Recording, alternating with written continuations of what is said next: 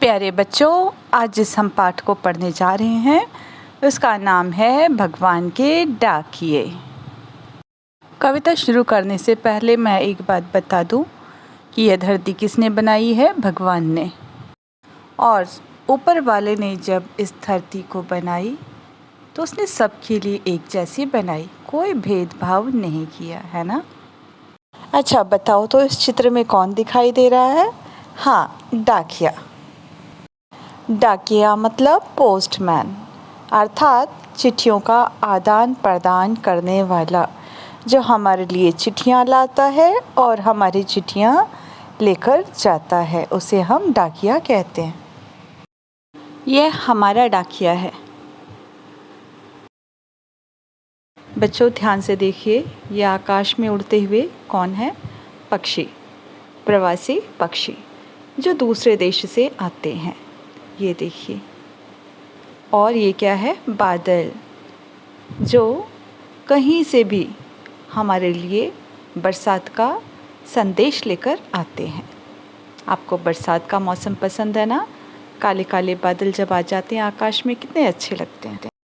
इस पाठ में कवि ने पक्षी और बादल को ईश्वर का डाकिया माना है, क्योंकि ये ईश्वर का संदेश हमारे लिए लेकर आते हैं। Poet says that birds and clouds bring God's message to us.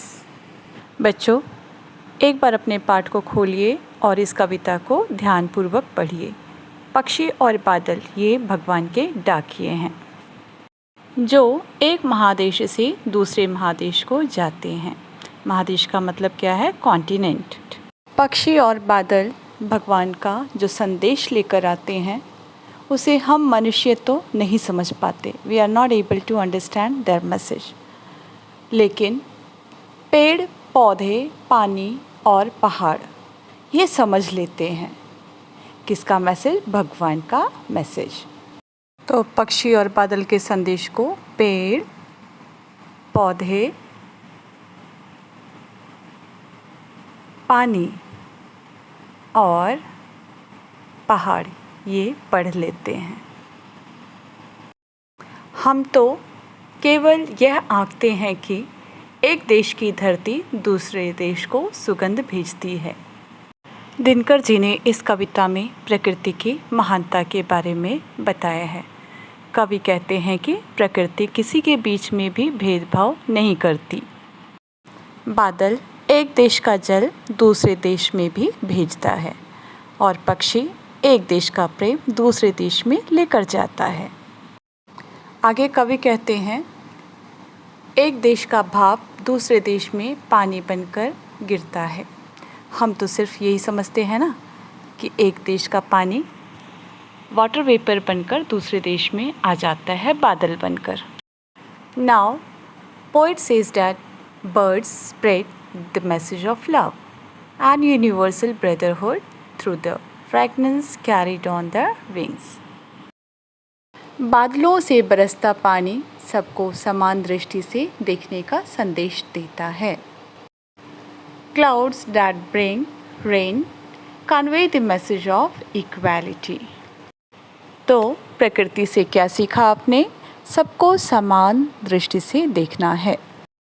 कवि पूछता है, हम मनुष्य प्रकृति के इस संदेश को क्यों नहीं समझ पाते हैं? Why haven't human beings understood this holy message of nature?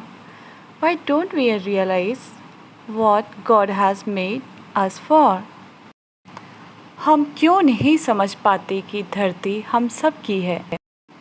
Why do we divide this beautiful earth into my land and your land? क्यों हम दो दिलों के बीच नफ़रत पैदा करते हैं? Why do we plant hatred in the hearts of our fellow beings? Dear students, I hope you all have understood what the poet wants to convey his message to you all. तो आज से आप सब मिलकर रहिए। जाति नहीं, धर्म नहीं, कुछ नहीं देखना हमें। We are waves of the same sea, leaves of the same tree, flowers of the same garden. जय हिंद, जय भारत।